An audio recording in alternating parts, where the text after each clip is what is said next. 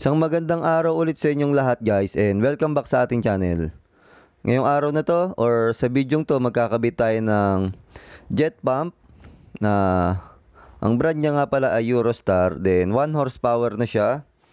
Ito kasi ang bumili nito yung may-ari. Itawag sa akin, nakabit na sila setup, parang umuna rin sila sa video natin yung mga gamit. Syempre although may mga kulang pa. Ang gagawin natin, papakitin natin tubig doon sa fourth floor. Meron silang ipunin ng tubig doon or merong another tank na pinagawa na. Kasi tubig dito, medyo mahina, hindi talaga siya aakyat. Tapos yung mula sa tangke taas, papunta sa magribo, through gravity na lang magsusupply sa bawat CR. Ngayon, meron ding another tanke dito sa baba na ilalagay kasi kumbaga mag-iipon muna galing doon sa supplier, doon sa service provider, tapos siya yung hihigupin nitong pump papunta sa taas. Yan, ito yung pinagawa nilang tanke.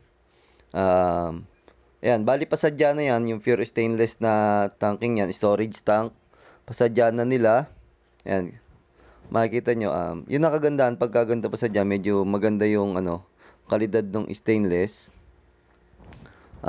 Compared do sa nabibili, medyo makapal siya. Yan, bali ganyan yung maging setup niya. Itong ating motor, hihigop ng tubig dito sa ating storage tank. Ayan, dyan siya hihigop. Tapos, mula dito, ayan, ito yung supply na galing doon sa service provider. Siya yung magsusupply ng tubig mula dito, papunta dito sa ating storage tank. Ayan. Dyan yung susupply, tapos siya namang hihigupin ng ating pump papunta sa taas.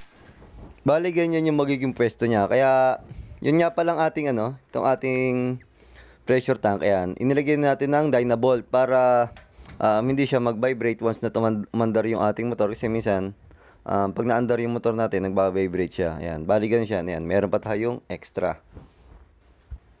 Tapos siya nga pala, itong ating storage tank, bubutasan natin siya dito sa taas. Kasi, maglalagay tayo ng float bulb. Diyan na papasok supply. Kasi ito, hindi tayo pwede maglagay ng float bulb. Sungkol yung ating float bulb dyan. Kaya gagawin na lang natin siyang pinaka air vent para hindi ma-deform yung ating storage tank. Yan, dyan tayo maglalagay ng another butas or bubutasan natin siya. Yan, bali, dyan yung butas. Dyan natin ilalagay yung yung pipe natin na galing doon sa service provider na siyang magsusupply dito sa storage tank natin para maikabit natin yung ating float bulb. Pakita ko sa inyo. Ito guys yung yung ating supply galing sa service provider. Paakyat siya dito sa ating storage tank. Lagay tayo ng gate valve.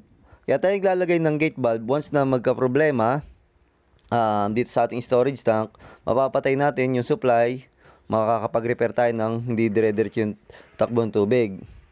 Ito yung float valve natin, ayan.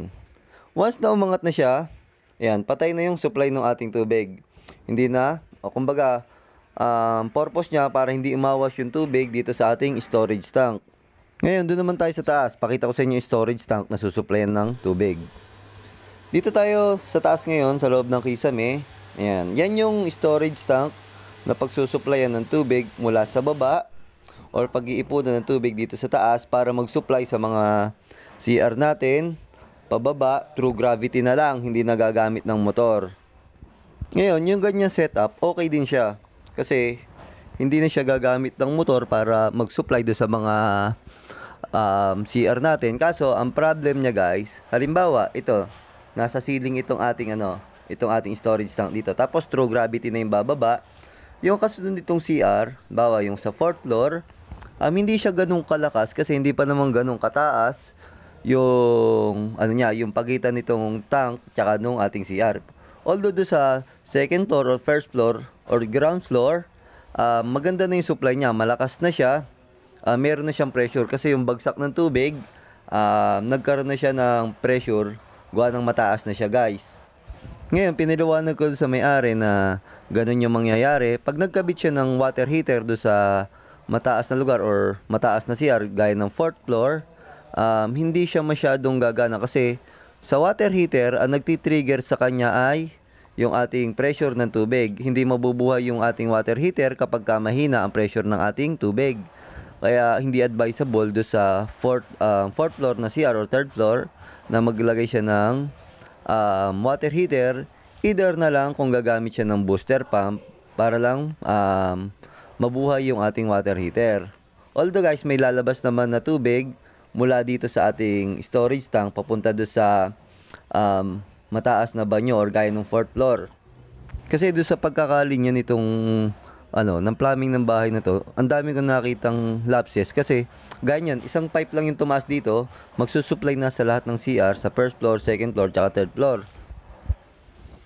Yan, bali ito yung linya natin galing doon sa baba or sa motor. Yan, magsusupply dito sa ating storage tank dito sa loob ng ceiling. Meron din siyang gate valve para pag nagka-problem dito sa ating storage tank, mapapatay natin siya. Makita nyo, nag-iipon na siya. Meron din tayong kinabit ditong float valve. Para once na na-reach na nyo yung ating settings, mag-i-stop na yung flow ng tubig, hindi aawas yung ating storage tank. Ayan, bali ganyan guys. Nangyari sa kanya, pag umangat na siya, patay na yung supply ng ating tubig. Lalo to, nasa ceiling pa naman. Isa pa ang problema dito, hindi nila niligyan ng drain o floor drain para pagka umawas itong storage tank, hindi siya dumiretso sa mga ceiling natin or kisame. Kita ko sa inyo guys yung kanyang pipe papunta sa mga CR niya. Ito yung galing sa storage tank. Ayan, papunta doon sa ating CR. Ayan, nakita nyo isa lang yung pipe na umakyat sa kanya, pero ilang banyo na yan. Hindi siya advisable kasi dapat kanya-kanyang pipe bawat CR para kanya-kanya rin na gate valve. Tapos kung nagka-problema isang CR, yun lang isang gate valve na yun yung inyong kokontrolin para mawalan ng tubig. Then magagamit nyo pa yung ibang CR. Pag nagka-problema, yun lang yung re-repairin nyo. Kung ano lang yung re-repairin nyo, siya lang yung isya-shut off nyo. Tapos pakita ko sa inyo yung pipe na kung saan namin siya pinadaan. Bali dito na lang sa gilid or sa likod nung bahay siya dumaan kasi tapos naka-mounted na siya. Kasi yung problema nga, wala siyang line or para na nakapropose sa gantong water tank or water pump. Ayan. Diyan na lang guys kasi hindi nga naabangan nila. Yun ang problem dyan. Diyan na lang namin sa likod siya pinadaan. Ayan. Diyan na lang namin siya, nakaklam siya guys. Yung inlet tsaka yung outlet. Kaya yung dalawang pipe yan. Yung isa magsusupply doon sa CR or lababo doon sa baba. Ayan. Tapos try natin. Nakaset na nga pala siya ng 40 PSI. Tingnan natin kung siya automatic na or magka-cut off na pagka na-reach na yung 40 PSI. Yung 40 PSI na yun kasi akit na siya guys dun sa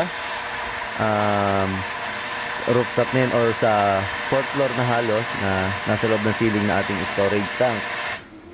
Yan, kita nyo guys, nag-automatic na siya or nag-cut off na siya nung ma-reach na yung 40 PSI. And nakaset na siya sa 40 PSI. Pwede naman natin siyang taasan kasi yung bladder natin, yung capacity niya, kahit lumampas ng 40 PSI, okay siya. Kaya niya itong ating bladder pressure tank na may bladder. Kasi merong nagko-comment sa akin or nasa comment natin sa ibang video na kung kaya ba gantong 1 horsepower na magpaket sa ganong kataas na lugar sa gaya ng 4th floor. Gaya ng tanong ni Sir Julius Rarama, kung yung 1 horsepower kaya nga niya. Although 2-story nga lang yung tinatanong niya, pero ito nakita nyo hanggang 4th floor. Ayan, Sir Julius, sana po nasagot ko yung tanong nyo sa pamamagitan ng bidyong to.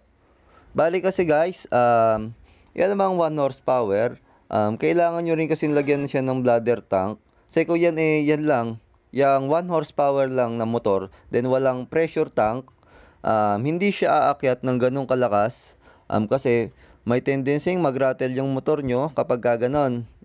Kailangan talaga pagka maglalagay kayo ng jet pump or booster pump, lagi siyang may companion na bladder tank or pressure tank para hindi hirap yung motor nyo kasi siya yung tumutulong magpakyat or magtulak ng tubig papunta or pataas ng mga pagsusupply natin. Yan, sana po natulungan ko kayo sa pamamagitan ng bidyong to. Nagkaroon kayo ng idea kung magpapakabit kayo ng jet pump, then meron kayong storage tank sa taas na gusto nyo gravity lang papunta sa mga CR. At sana po kung nagustuhan nyo tong video to or ngayon lang kayo nakapanood, i-like, share, and subscribe nyo na po yung channel natin. Click nyo na rin yung notification bell para lagi kayong updated sa mga bidyong ina-upload natin. Ganon din po yung isa nating video na Uno Kenshin TV. Like, share, and subscribe nyo na rin po. Ayan, maraming salamat po ulit sa inyong lahat. At lagi po kayong mag-iingat and God bless po. Then guys, siya nga pala, bago natin tapusin tong bidyong to, shoutout ulit doon sa mga taong walang sawang sumusuporta sa mga video natin.